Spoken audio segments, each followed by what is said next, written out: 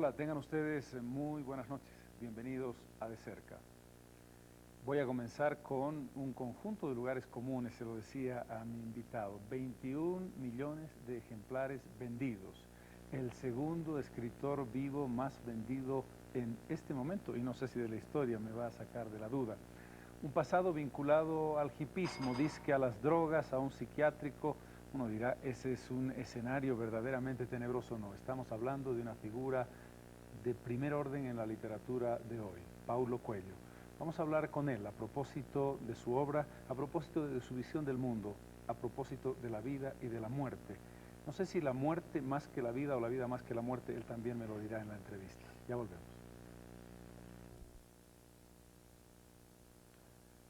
Buenas noches, Paulo, bienvenido al programa De Cerca. Muchas gracias, es un placer estar aquí.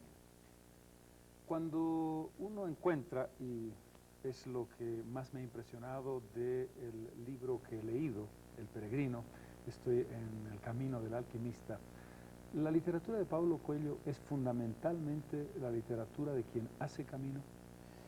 Yo diría que la idea del viaje es muy importante en mi vida, en el sentido que, no solo como metáfora, es decir, la vida es salir, es viajar desde el nacimiento hacia la muerte, sino cuando uno viaja cambia toda su estructura, ¿no? Entonces ya tiene que hablar una lengua extranjera, ya no puede tener grandes problemas porque no tiene un vocabulario para problemas muy complejos, ya tiene que estar mucho más abierto, dependiente de los otros.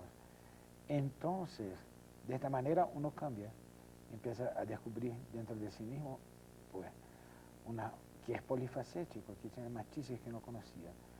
Y mis libros, de una manera general, es también descubrir dentro de uno mismo rincones que uno no conoce, pero que están allí y esperan que se encienda la luz. Yo encuentro dos autores y dos obras que tienen una referencia importante. La clásica, por supuesto, Homero, y la Odisea, que demuestra algo fundamental. Lo importante no es Ítaca, sino el camino a Ítaca, que creo que es parte de su reflexión literaria. Sin duda.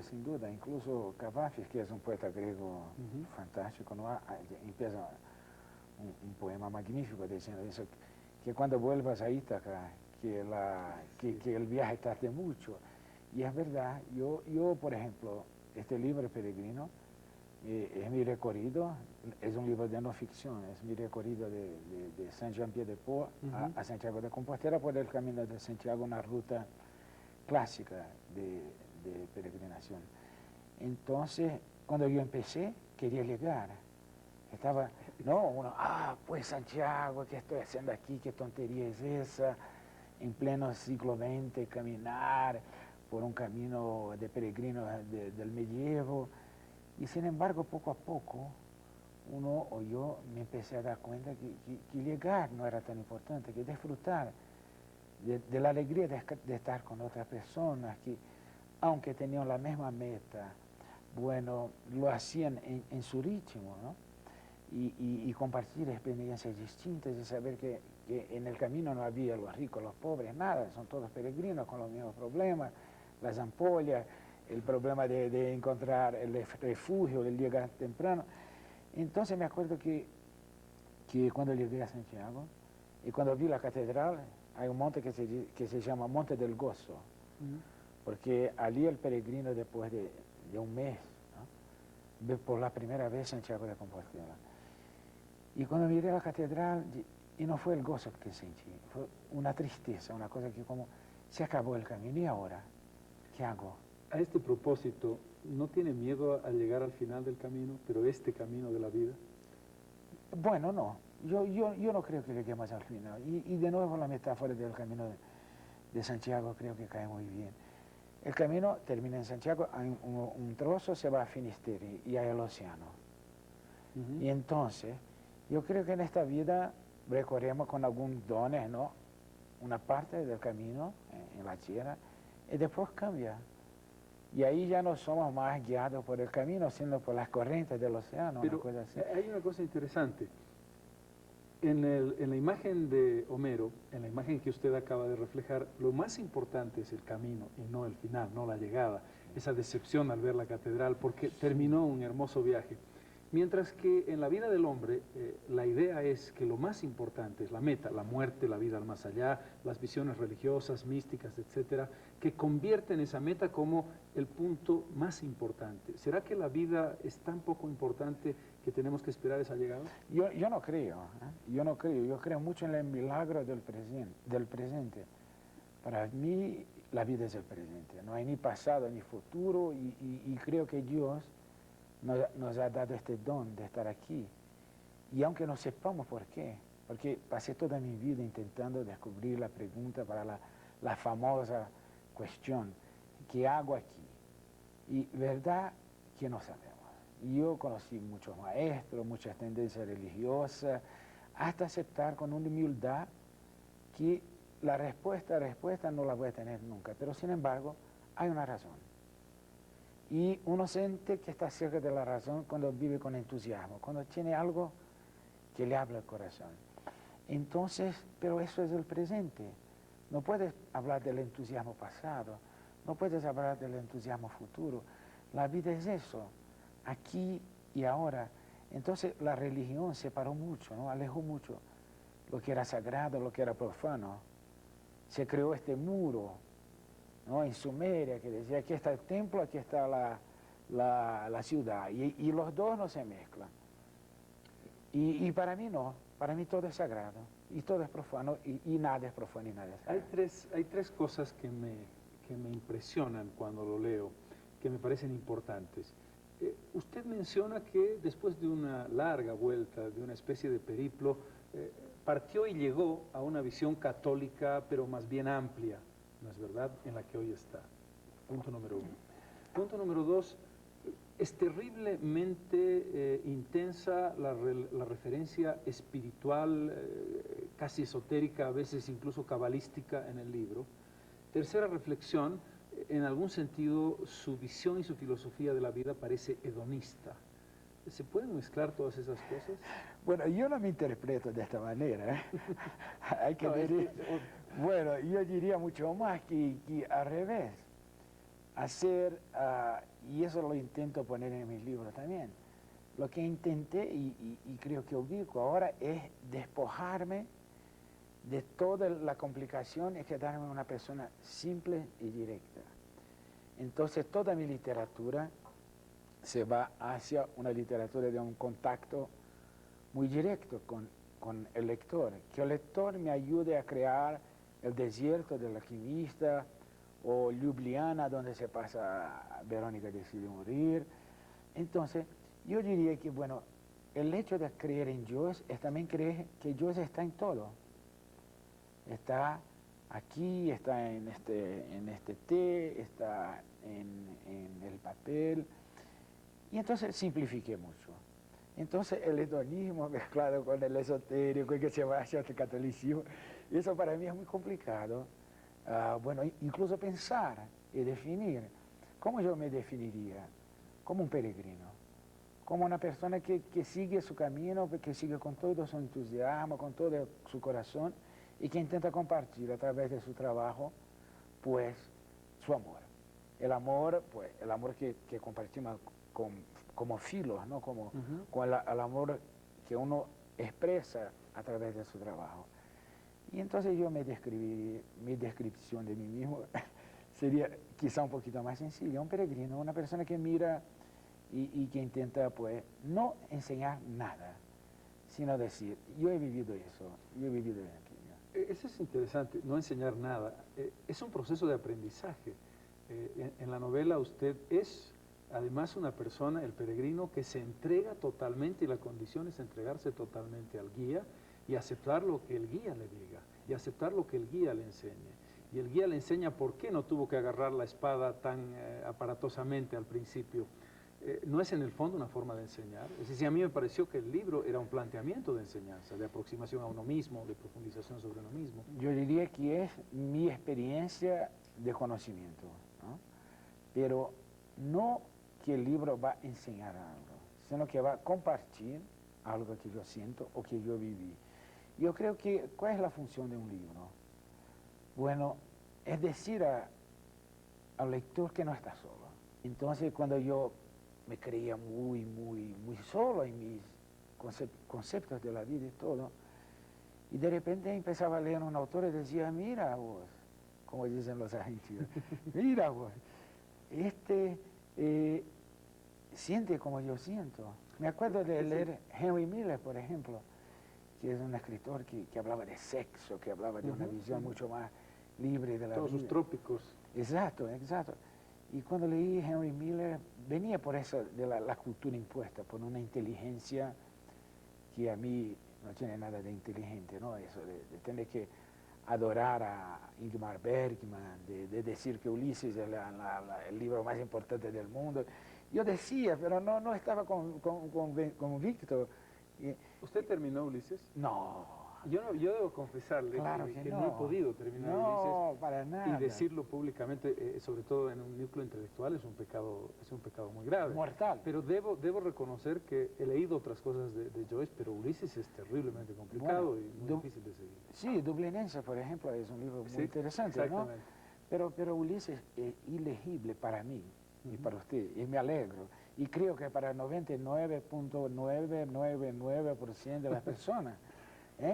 Le daremos un margen a Joyce un poco más amplio que eso. No, entonces, bueno, pero se cree el mito de que lo complicado es lo importante. Eso es el aspecto fascista de la cultura, ¿no? Son muy democráticos muchas veces cuando se habla de política. Todos pueden votar, todos tienen la capacidad pero sin embargo cuando se trata de cultura, no. Ahí ya se crea la casta de los elegidos que hablan de cosas incomprensibles y discuten cosas, pues, la metafísica de la metafísica, de la cuchara. Y nosotros nos quedamos mirando y pero cómo son inteligentes, y nos sentimos unos estúpidos porque no conseguimos seguir Ulises hasta el final.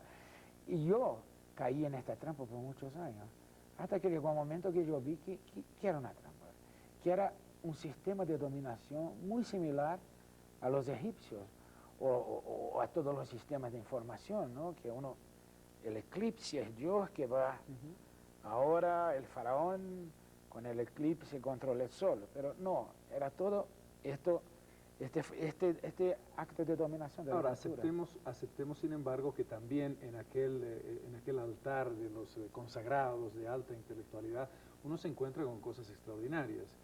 En su lengua, por ejemplo, leer ensayos sobre la ceguera de Saramago es una cosa deliciosa, es extraordinaria. Sin duda, pero usted lo ha puesto muy bien, deliciosa.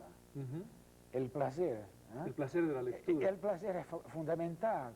Me parece que toda esta idea del sufrimiento se ha traspasado también a la cultura, al arte, ¿no? Hay que leer y sufrir mientras lee, pero no, las cosas, yo en este punto tengo una visión muy sencilla. Las cosas que me dan placer son las mejores. Las que no me dan placer son las peores. Pero placer también implica en perseverancia, ¿no? Hacer el Camino de Santiago hay dolor, un poquito, hay cansancio, hay todas esas cosas, el estrés, la tensión. Pero cuando uno suma todo, ve que más allá de todo está el placer, la alegría, más que quizá el placer. La alegría que uno siente mientras vive, ¿no? Y que está en el buen combate, como decía San Pablo. Cuando usted mencionaba aquello de quien lee se siente acompañado porque uno de pronto se encuentra en la lectura y de pronto ciertas cosas que le pasan al personaje le pasan a uno. En la definición del amor, en las 3 definiciones del amor, usted mencionaba Filos ahora hace un momento, cuando decía Eros, Filos y Ágape puede ser la tercera, ¿verdad? Sí. Cuando digo Filos y la definición, cuando una pareja pasa del Eros al Filos, es que entra al cariño, ¿no es cierto? Somos muy buenos amigos. No sé si es una definición que uno desearía para un matrimonio, para una pareja. Yo creo que usted tiene razón. El amor de Eros, ¿no? El amor al Dios. ¿Sabe usted? Yo fui a visitar Beirut hace un rato, 2 años, cuando salió uno de mis libros, La Quinta Montaña, porque normalmente todos los libros que yo escribí, yo viví la experiencia, ¿no? O conocí los sitios y tal, pero la quinta montaña pasaba en Líbano y yo nunca había estado en Líbano. Y entonces, por miles de razones, decidí irme al Líbano. Y llegué allí, vi Beirut. Y miraba Beirut y estaba con unos amigos libaneses y decían, vamos a reconstruir Beirut por la 7ª vez. Yo decía, ¿y por qué no cambio de sitio? No, porque la importancia es reconstruir. Y yo pensé que tenía razón. Y que de alguna manera el matrimonio tiene mucho que ver con eso, ¿no? Un matrimonio es como Beirut, se destruye Y se construye muchas varias veces, en el mismo sitio, pero varias veces. Y ahí está yo diría, el interés, la cosa interesante de un matrimonio, porque no se acaba nunca. No es los conflictos, las bombas que caen, y yo te odio, pero te amo.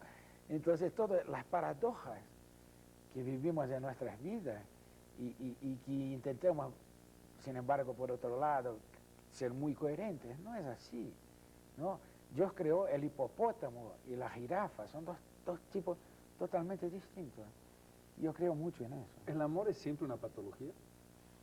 No sé, yo creo que el amor es sobre todo una experiencia. Es algo que uno tiene que vivir. Y todos los libros, bueno, 90% de los libros tratan del amor, pero nunca lo vas a aprender mientras lees los libros. Hay que vivir la experiencia del amor. Yo le mencionaba 2 ejemplos, le hablé de uno, de Homero. Escojo el otro, que es Alejo Carpentier, con un relato corto, maravilloso, que se llama Viaje a la semilla, que es exactamente el camino al revés. Y a propósito de un ejercicio, de los ejercicios que el guía le da al peregrino, que es convertirse en una semilla y crecer como un árbol, pero es desde la semilla hasta el árbol. En el viaje a la semilla, Carpentier va desde el momento en que uno está hasta el momento en que uno es un feto, para reconstruirse a sí mismo, ir recordando las cosas más profundas y las más íntimas. ¿Hay también esa experiencia del viaje a la semilla? Yo diría que sí, que eso es la base incluso no solo de una vida que uno vive con ganas, sino hasta del cristianismo, es decir, volver a ser un niño, volver a ser un niño, ¿no? Para mí eso es muy, muy importante. Usted no sabe, pero no está en la biografía oficial, pero aparte de ser pues, de tener eso y aquello, de vender, soy también un campeón de pinball. ¿Usted conoce el fliperama? ¿Sabe qué es? No. Una cosa que se juega con una pelotita. Sí. Bueno, sí, ahora sí. Bueno, entonces, y este es mi lado niño, ¿no? En todos los países que voy, no sé si aquí en La Paz lo voy a conseguir, pero siempre pido a los editores, porque hay que dejar un poco esta energía del niño manifestarse. Entonces, el pinball para mí es el contacto con mi niñez, y que se va a reflejar mientras yo miro La Paz, yo miro eso, yo miro aquello. Entonces, volver a ser un niño, ¿no? Jesús Cristo hablaba mucho de eso, a la inocencia. Pero no una inocencia ingenua, sino una inocencia de un niño, es decir, que sabe muy bien lo que quiere, que un niño sabe, tiene quiero eso, y mientras no lo da, hace de tu vida un infierno. Entonces tiene esta total concentración en el momento presente. Llora desesperadamente y uno no puede ni escuchar, pero haces así, dale una cucharita y cambia todo. Mientras nosotros los adultos llevamos algo de amargura cuando lloramos o cuando no lloramos. Entonces tener esta espontaneidad, esta concentración en el presente que un niño tiene, para mí me parece volver a la semilla, sin perder las cualidades del árbol, que son importantes. Porque yo no puedo ahora también olvidar que recorrí todo un camino. Y que traigo conmigo mis experiencias, mis cicatrices, mis cosas, ¿no? A este propósito, usted hace un canto a la alegría que me parece extraordinaria como una forma de vivir, pero también el sufrimiento, no por masoquismo, también aquellas cosas que cuestan, aquellas pasiones, y el amor es un ejemplo extraordinario de ello. El amor es imposible de pensar sin el dolor, sin la contradicción, sin el enfrentamiento, y eso enriquece al ser humano, no solamente es un elemento negativo, ¿verdad? Gracias a Dios que es así, ¿no? Porque si no sería muy aburrido. Yo estoy convencido, ¿no?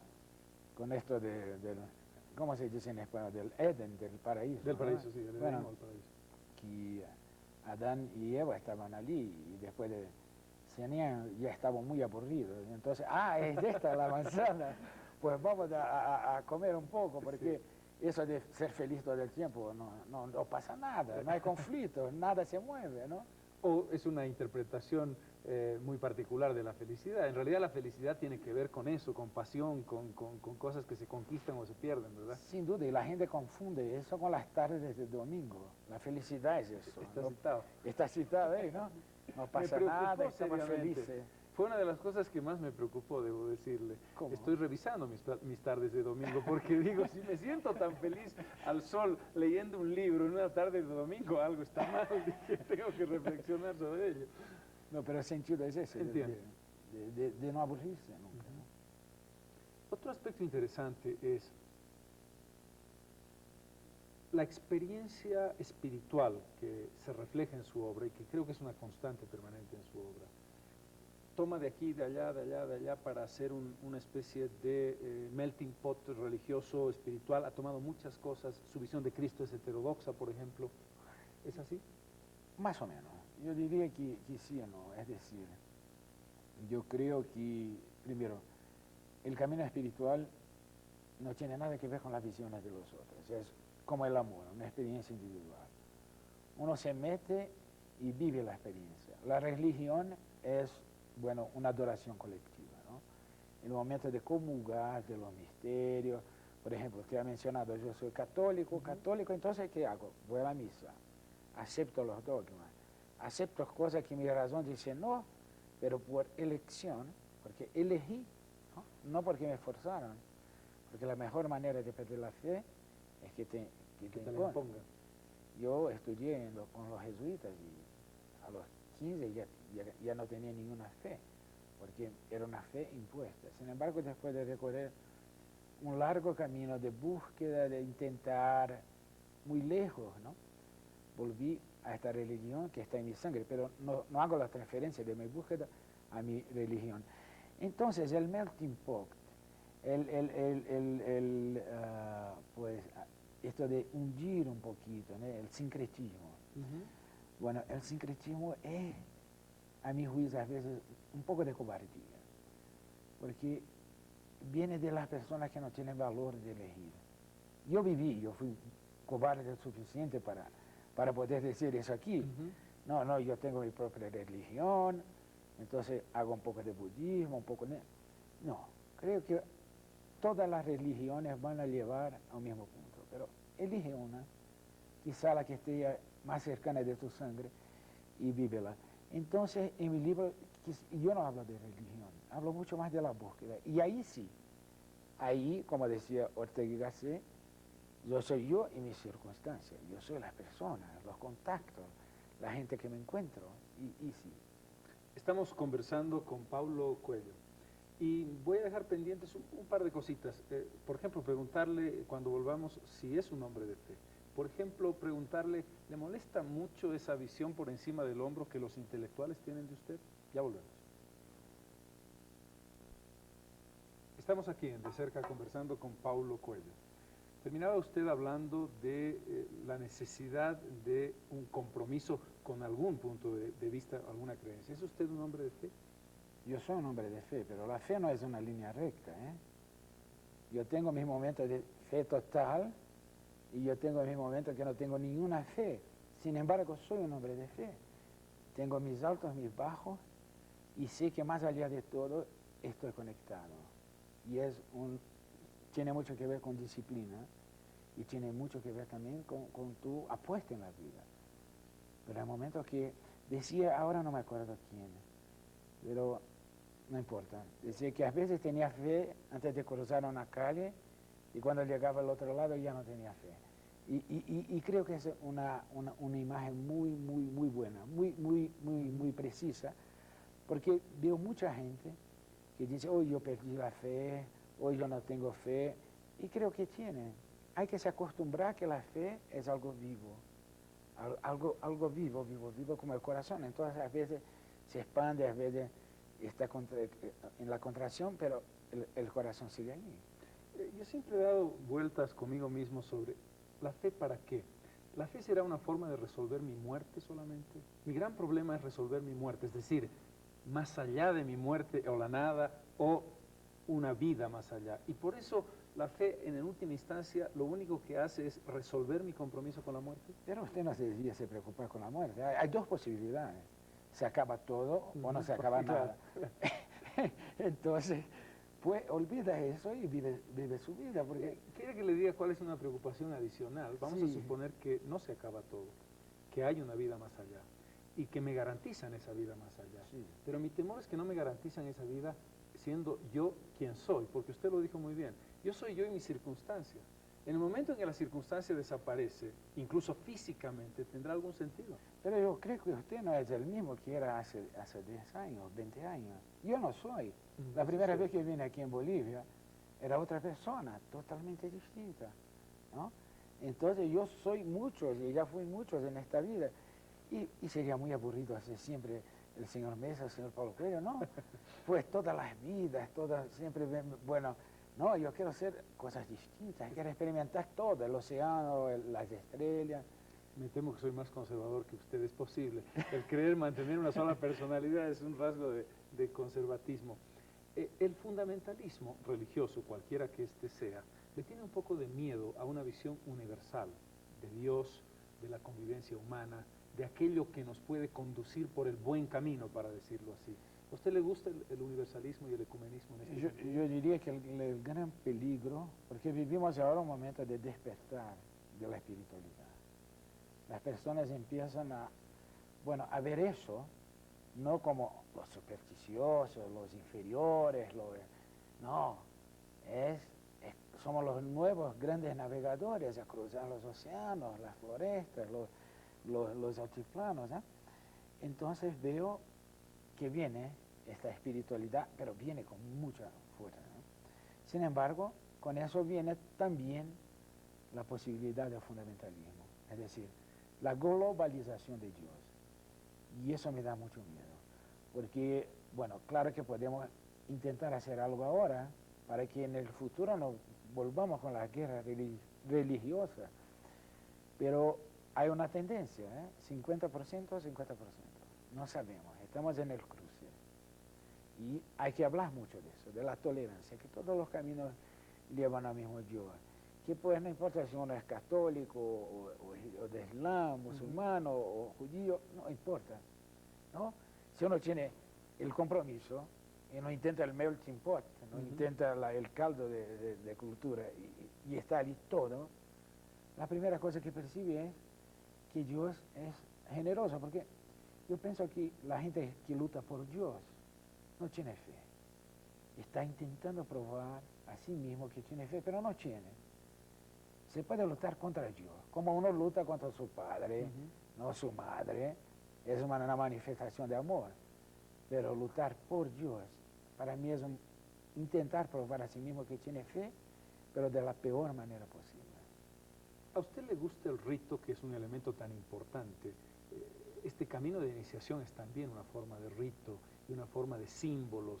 ¿Qué importancia tiene eso? Yo lo veo muy marcado en su obra. Sí, y el rito para nosotros, yo diría que eso de nuestra civilización perdió mucho el sentido del rito, ¿no? Porque este rito de pasaje que nos dice, aquí acabamos y aquí empezamos otra cosa, eso que hablamos de la muerte. Siempre el rito es una muerte iniciática, ¿no? Es decir, terminar algo y empezar una cosa distinta. Porque muchas veces tenemos esta tendencia, ¿no? Bueno, quiero ser otra cosa, vivir otra cosa, pero hay que dejar tales y tales y tales cosas detrás. Y no nos damos cuenta. Y seguimos el nuevo camino cargando estas cosas. El viejo yo, ¿no? Y ahí, ¿qué pasa? No conseguimos caminar, porque el peso es muy grande. Entonces, para mí, el rito, si el rito de pasaje, si el rito de desarrollar una experiencia en su valor metafórico, simbólico, es muy importante para mí. La vida es un símbolo. Aquí en Bolivia se ve mucho eso, ¿no? La simbología, y eso me encanta. Yo me acuerdo de la primera vez que estuve aquí, no conocía a nadie, pero había un ingeniero, espero que esté viendo este programa, que se llamaba Bustillos. Y entonces, pues, esta hospitalidad boliviana. Y me llevó a ver el observatorio, el Chichicaca, el Chacautaya y todo. Y eso, y me enseñaba los ritos. Vivíamos mucho esta experiencia de salir de Brasil, efectivamente, y no llegar aquí y decir, bueno, Copacabana no es igual a Copacabana que yo vivo y que tiene pan de azúcar. Son dos Copacabanas totalmente distintas, ¿no? Pero sin embargo, mucha gente viaja, no para experimentar algo nuevo, sino para probar que el suyo es el mejor. Y es una tontería, ¿no? ¿Ve? Y está pues, es que Colorado es mucho mejor que aquí. En Nueva York me siento muy... Es una tontería, es no vivir la experiencia. No hay el rito.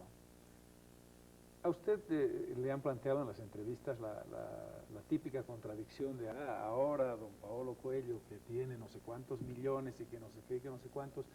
El sentido del desprendimiento, aquello que decía Jesús de deja esto y esto y esto otro, cuando uno tiene una posibilidad material importante como la suya, cambia las cosas internamente, no en función de los demás. Posiblemente debe cambiar. Yo todavía no lo he vivido porque en verdad yo tengo este compromiso con mi trabajo. Y entonces, claro que sé que tengo dinero para no preocuparme, para no hacer nada más en la vida, pero sin embargo, el placer que me da el dinero es poder vivir mi leyenda personal, es poder vivir lo que hago ahora, ¿no? Entonces, sí hay un cambio, pero quizá lo comprenda mejor en 5 o 6 años, cuando esté viejo, más viejo y aburrido. No voy a viajar, entonces, ¿cuánto tengo? Bueno, entonces voy a comprar eso, voy a comprar aquello. Ahora no, ahora lo que hacemos es, tengo una fundación que cuidaba de 250 niños, ahora conseguimos ampliar para 400 niños, y eso me da un gran placer, no poder utilizar el dinero, no que yo tenga que justificarlo, porque lo merezco, trabajo, escribo, pruebo que es posible vivir de la literatura en América del Sur, porque la gente, mi madre me decía, no puedes vivir, y pues mejor que sea un ingeniero y tal. Y no, entonces yo no tengo ningún problema en ganar dinero con mis libros. Pero sin embargo creo que utilizar este dinero con alegría, sea con una fundación de niños, sea porque me dio ganas de ir a la Polinesia y quedarme allí 2 días pues, hablando con Marlon Brando, no sé con quién, lo haré. El silencio, ¿es importante el silencio en su vida? Mucho. Usted sabe, yo estaba en Cusco hace unos días.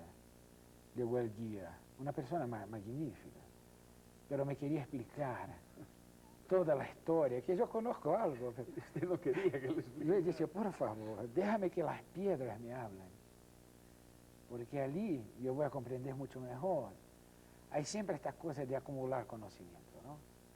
Y uno va a viajar, va a un museo. A mí, yo voy a un museo cuando me da gana, porque uno sale de la prehistoria incaica y va hacia el futurismo de no sé qué y viene al renacentismo francés y cuando sale no vio nada. Y esto en Henry Miller que hablamos, ¿no? Decía, una cosa es que uno te diga, Notre Dame es magnífica, Machu Picchu es fantástica, otra es que vas allí por acaso, ¿no? Y llegas allí, yo me acuerdo que aquí en Bolivia, en La Paz hay un sitio que se llama, no sé si el nombre, usted me lo corrige, Miraflores, alguna cosa así. Sí, es que sí, el nombre es Esta es la zona en la que estamos. Pero había unas ruinas, no sé si hay todavía, unas ruinas muy antiguas. Quizá no sé. ¿Chavanaco? No, Chavanaco, no, aquí en La Paz, La Paz. Entonces una vez fui con este Bustillo y vi aquí en La Paz, o quizás cerca de La Paz, ahora no me acuerdo porque hace 30 años.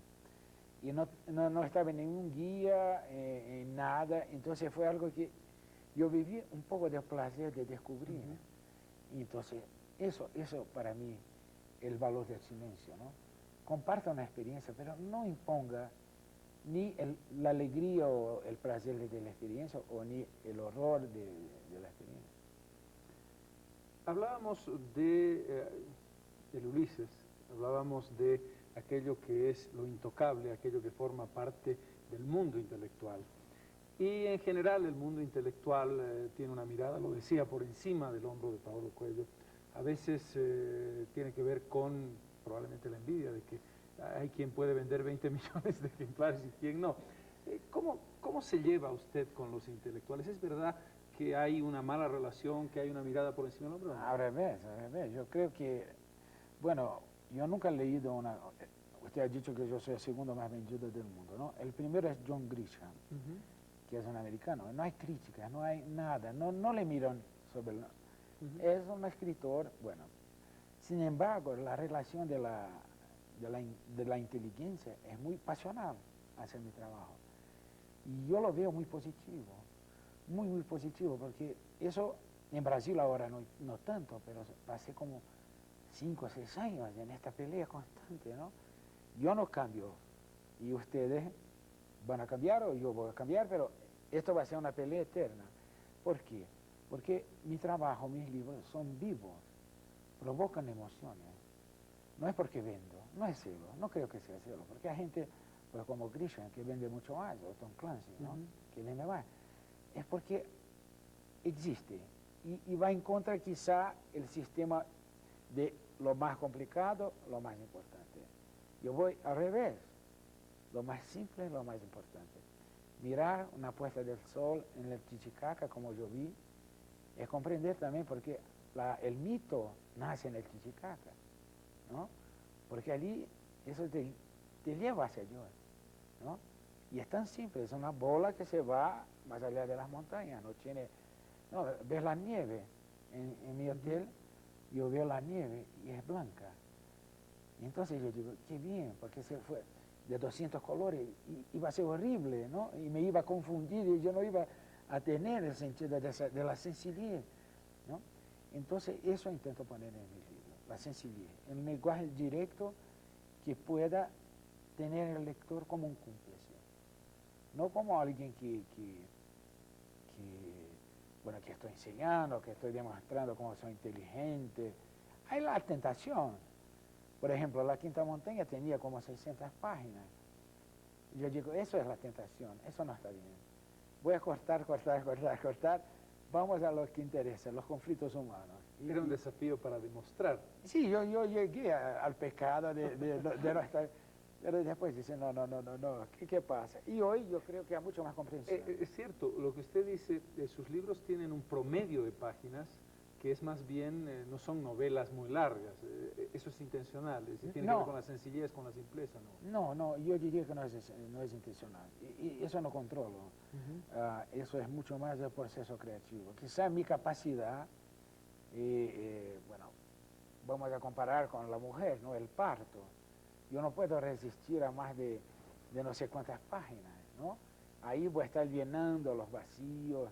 No, yo creo que mi ciclo es ese. Vivo 2 años, no apunto, no hago nada, estoy 100% aquí y después escribo un libro. Cada libro es una historia cerrada, aquella historia de el libro que más me gusta es el que estoy escribiendo. ¿O hay algo que está profundamente vinculado con experiencias de libros anteriores? Para nada. Los libros que más me gustan son todos. No, el que estoy escribiendo es el libro que menos me gusta, porque estoy en el proceso de escribirlo. ¿Le cuesta escribir? Mucho, muchísimo, porque es un combate. Es volver hacia el lado oscuro de uno mismo. Es conocer a los rincones que uno no conoce, ¿no? A este propósito, a mí me parece que es muy difícil el momento en que un escritor es capaz de eso, de desnudarse y escribir aquello más oscuro de uno mismo. ¿No le ha tenido muchas veces miedo? ¿Hay algunas cosas que no se ha atrevido a escribir sobre usted mismo? No sobre su vida, sino sobre esas cosas que tienen los demonios del alma, digamos. No, de los demonios hablé de todo. Hubo un libro que sí que lo deleté del ordenador, porque hablaba mucho, primero era un libro muy brasileño, hablaba de mi experiencia con rock and roll y drogas y tal. Y yo creía interesantísimo, ¿no? Porque tenía un final trágico. Y entonces, pero mi mujer lo leía y decía, ay, qué interesante. Pero y llegó un momento y yo, no escribas ese libro, delétalo, este de computadora, ¿no? Yo decía, pero ¿por qué? Habla de la experiencia, pero de alguien que vivió, ¿no? Y no es la más placentera del mundo, es muy peligrosa, pero habla... decía, pero como es peligrosa, es fascinante.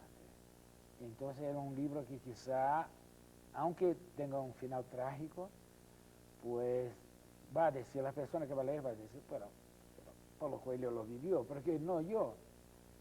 Entonces fue el único libro que yo me acuerdo, no, fue el único, seguro sí, que yo censuré, pero en ese sentido, porque no he sabido hablar del mal sin dar al mal el fascinio que tiene el mal. ¿No? Hay que quitar ese fascinio cuando uno quiere hablar bien del mal. El siglo XIX francés inventó aquello de los poetas malditos y se creó el mito de que para ser un gran escritor había que sufrir intensamente, llegar hasta el final, meterse en la cloaca, porque si no, no hacía uno una buena literatura. Sí. Y usted acaba de decir algo interesantísimo, pero a propósito de alguien que ha vivido una experiencia, supóngase usted que no hubiese vivido la vida que vivió, podía llegar a esa conclusión que ha llegado ahora. No es una hipótesis absurda, sino para decir, a veces el mal no es parte esencial de lo que uno tiene que expresar. Es difícil. Yo diría, bueno, no vamos a hablar del mal en términos absolutos, vamos a hablar de las tragedias de la vida, ¿no? Yo creo que de 10 tragedias, 9 la buscamos, pero una sí está allí, delante de nosotras, y bueno, y no podemos hacer nada. Tenemos que cruzar este río de dolor y de tristeza y de amargura y tal. Y tenemos que tener paciencia y saber que hay un otro día, que se va a pasar, ¿no? Entonces yo diría que en este momento no se ve tanto el mal, sino el brazo izquierdo de Dios, ¿no? Que de alguna manera también te lo hace caminar. Ahora, usted no me pregunte por qué, porque yo no tengo la mínima idea. Pero usted ha dicho algo importante. Éticamente, moralmente, usted dijo, esto es peligroso. Es decir, puedo generar fascinación por un camino que yo no quisiera escoger. Sí. Y usted optó por no escribirlo o por no publicarlo. Una decisión moral. Sin duda, sin duda, sin duda. Fue el único caso, pero creo que ahí va a mi incapacidad de hablar con clareza del tema. No al moralismo de hablar del tema, porque yo, bueno, claro, aquí yo, drogas todas, casi todas, menos el love y tal, pues, todas las locuras sexuales de mi juventud. Entonces yo soy una persona que viví, ¿no? Y viví intensamente. Católico, ¿le vale la palabra arrepentimiento o no? No, para nada, arrepentimiento ninguno, pero ninguno. Arrepentimiento quizás de no vivir todo eso. Pero no lo repetiría. Usted me pregunta una cosa muy difícil, no lo sé contestar con honestidad, porque yo era otro. Hablamos aquí de los muchos que somos, ¿no? Entonces, claro que mirando hacia el pasado, con la visión que tengo de aquí, una o dos o tres cosas, y muy conectada con herir los otros. Ni tanto cuanto herir a mí mismo, sino cuanto herir los otros, sí, no repetiría. Pero es injusto conmigo, ¿entiendes? Que yo me juzgue de esta manera. Entonces, arrepentimiento, cero. Culpa, cero. A este propósito, el perro que persigue. Yo no acabé de entender muy claramente el perro que representa a un demonio, pero que no es el demonio cristiano, que lo explica usted muy bien. Al final de la batalla, ¿el perro desaparece o estará siempre girando? ¿Qué es lo que le dice el guía? ¿Será su fantasma? ¿Tiene una batalla final? ¿El perro lo hiere? ¿Qué pasó con el perro, con ese demonio? Yo diría que cuando uno se enfrenta con su problema, bueno, ahí ya lo acaba, ¿no? O muere o vence. Hay combates en la vida que no hay el medio término, ¿no? O uno se torna más fuerte, eso que hablamos de la intelectualidad y todo. No es un combate, no se compara, pero de alguna manera, mientras la crítica era muy dura, me hacía más convicto, más convencido.